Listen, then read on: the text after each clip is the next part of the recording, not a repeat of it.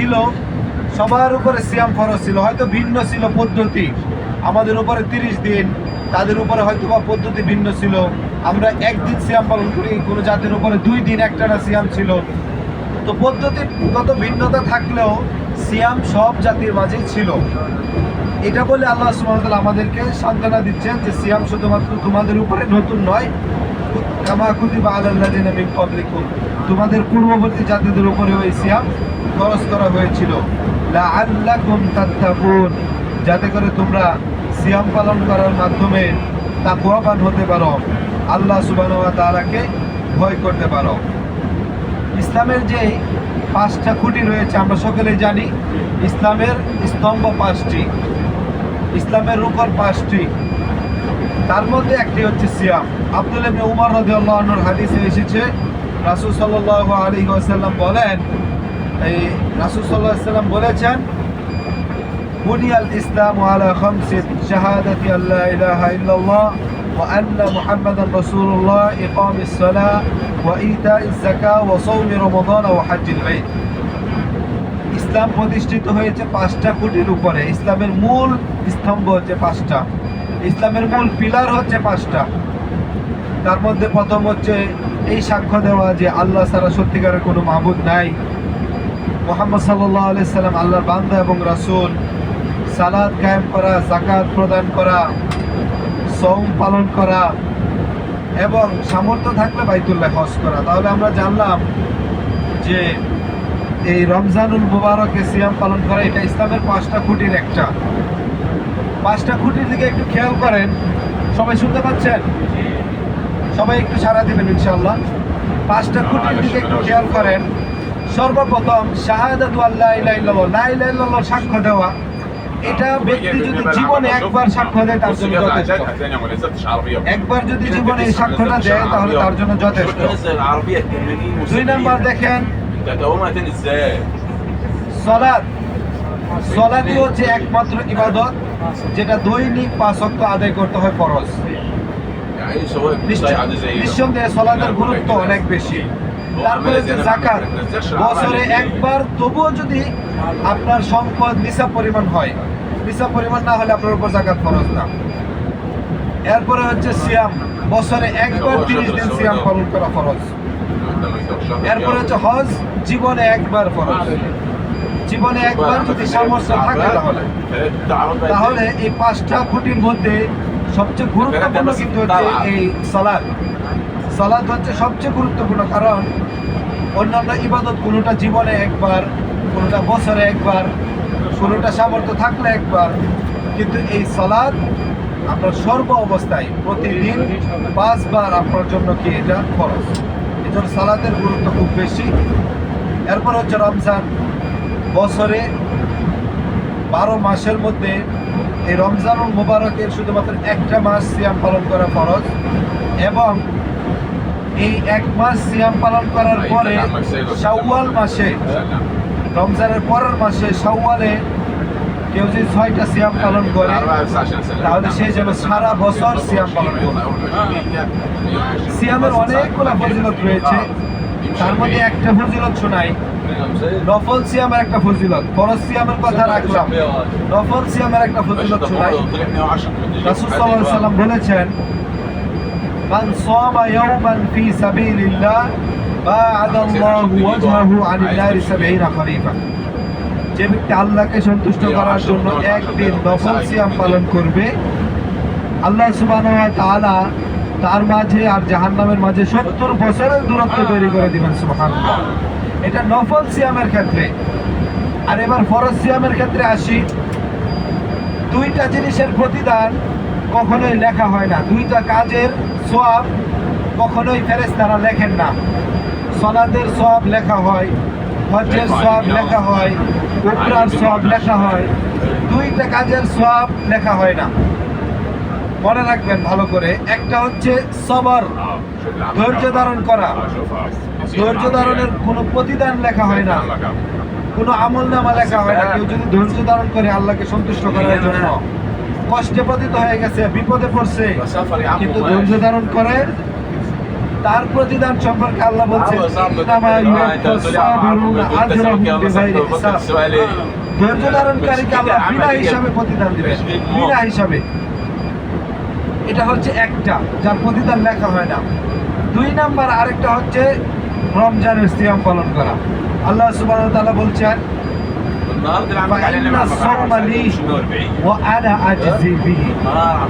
সকল ইবাদতই আল্লাহর জন্য, কিন্তু আল্লাহ শুধুমাত্র সিয়ামটাকে নিজের জন্য কাজ করে নিয়েছেন।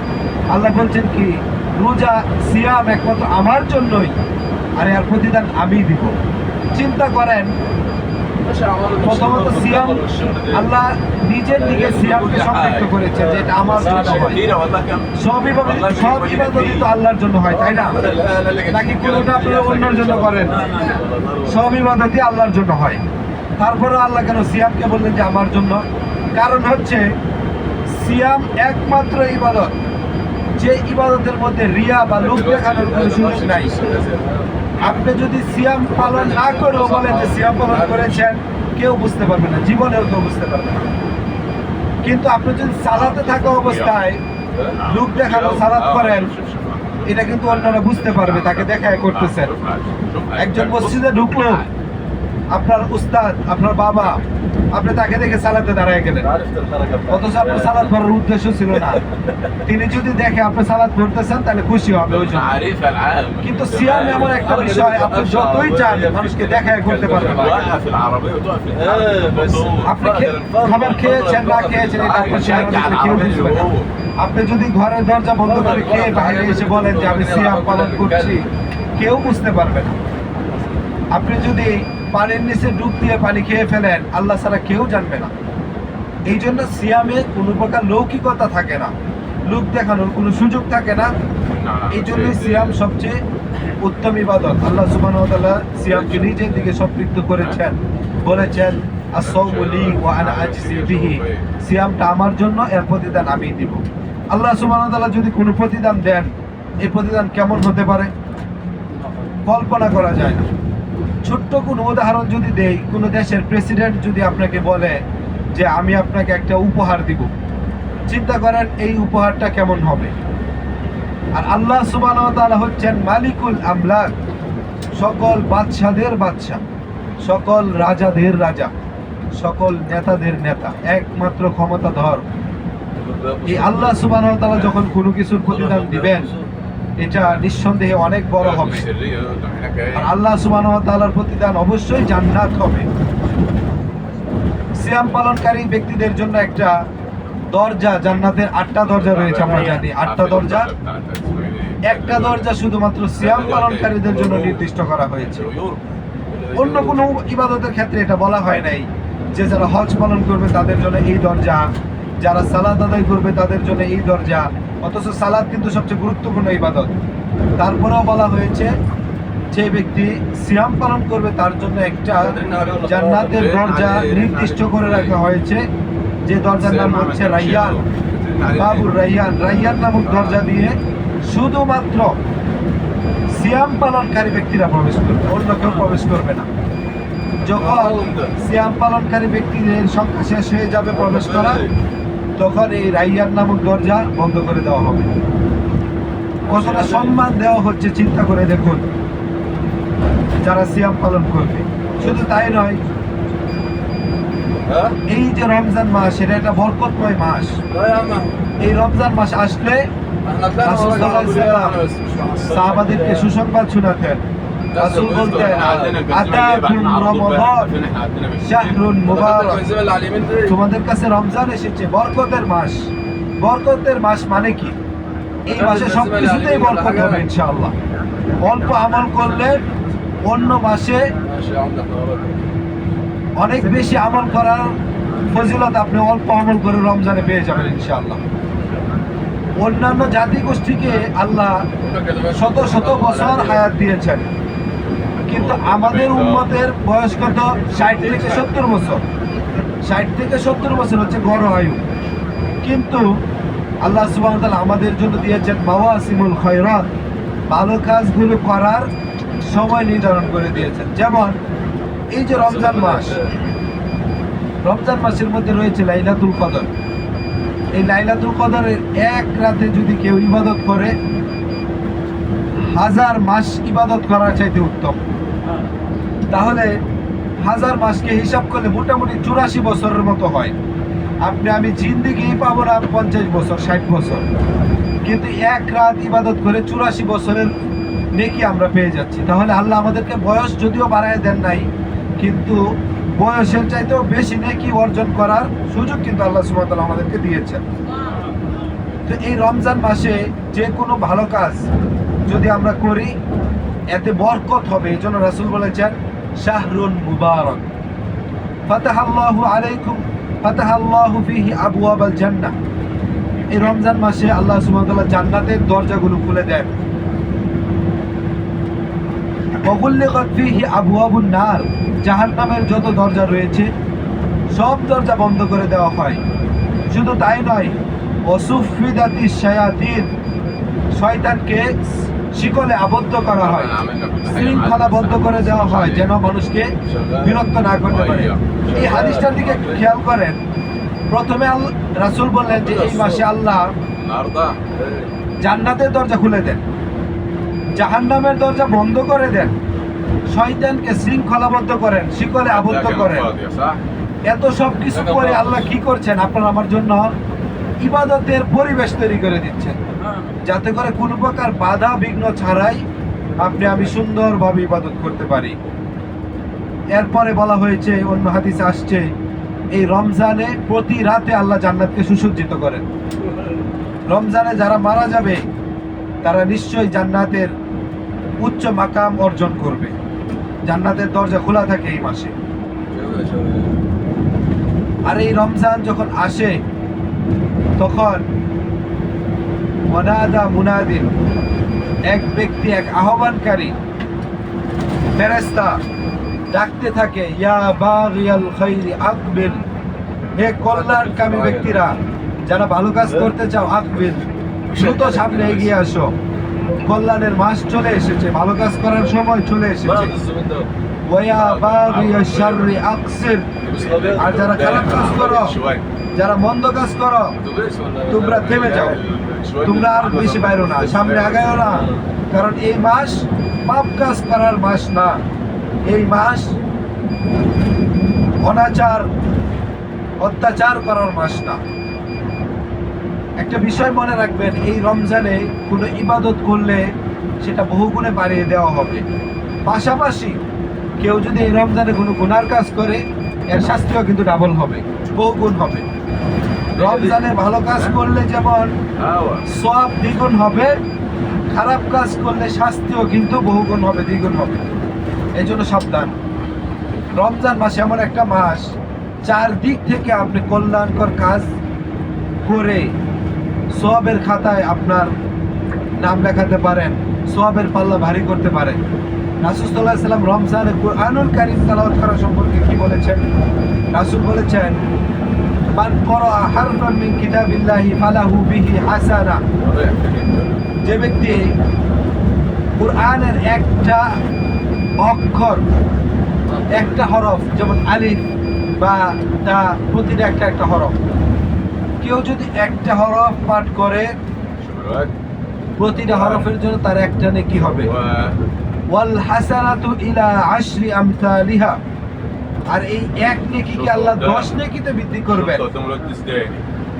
এরপরে আল্লাহ সুবহানাহু ওয়া তাআলা ওয়াল আশারাতু ইলা 70, 10 নেকিকে আল্লাহ 70 পর্যন্ত বৃদ্ধি করবেন। শুধু তাই নয়, 70কে আল্লাহ 700 পর্যন্ত বৃদ্ধি করবেন। 700 থেকে আল্লাহ সুবহানাহু ওয়া তাআলা যত বেশি ইচ্ছা বৃদ্ধি করবেন। সুবহানাল্লাহ। তাহলে আমরা বলতে পারি একটা নেকিকে কমপক্ষে আল্লাহ 700 নেকি বানাবেন, এবং আল্লাহ চাইলে একে অনেক বহু গুণে বাড়িয়ে দিতে পারেন।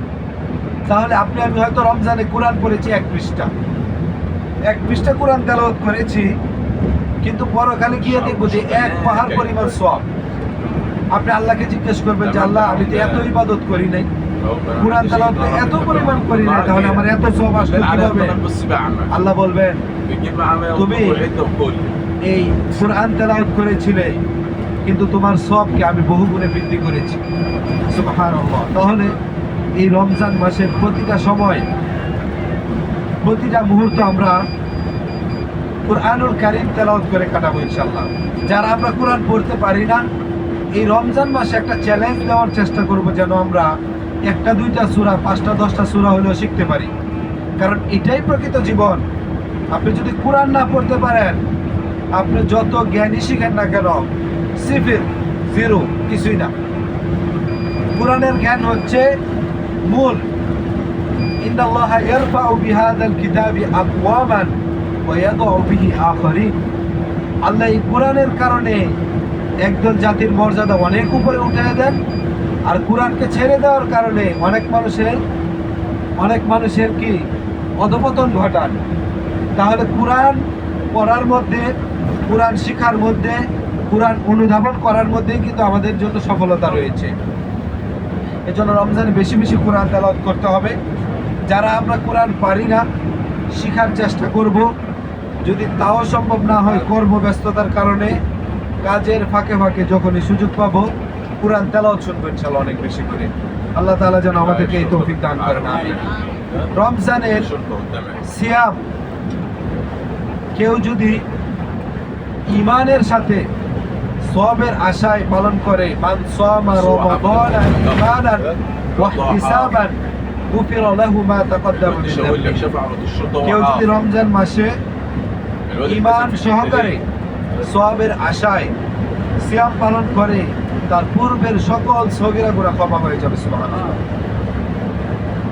মান কামা রমাদানা ঈমানান ওয়া ইহতিসাবান গুফিরা লাহু মা তাকদ্দামা মিন যামবিহি।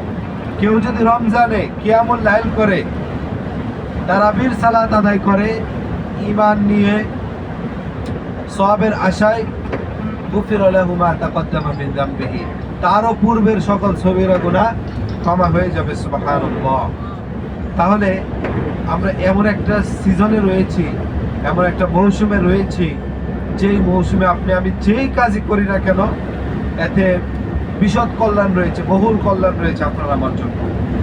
এই জন্য রমজানের প্রতিটা সময়কে আপনার আমার খুব বেশি গুরুত্ব দেওয়া উচিত। খেলায় ফেলায় রমজানের সময়গুলো কাটিয়ে দেওয়া উচিত না। আমরা যারা শেষ রাতে জাগ্রত হতে পারি না, তাদের জন্য শুধুমাত্র তারাবি সালাত করতে পারি, তাদের জন্য রাসূল সাল্লাল্লাহু আলাইহি ওয়াসাল্লাম বলেছেন, মান কামা মাআল ইমামি হাত্তা ইয়ানসারিফা কুতিবা লাহু আজরু কিয়ামিল লাইল আও কামা ক্বালা সাল্লাল্লাহু আলাইহি ওয়াসাল্লাম। রাসূল বলেছেন, যে ব্যক্তি ইমাম সাহেবের সাথে তারাবির সালাত শেষ পর্যন্ত আদায় করবে, শুরু থেকে নিয়ে, তার জন্য সারা রাত কিয়ামুল লাইলের সওয়াব লেখা হবে। সুবহানাল্লাহ। যেন আপনি সারা রাত সালাত আদায় করেছেন।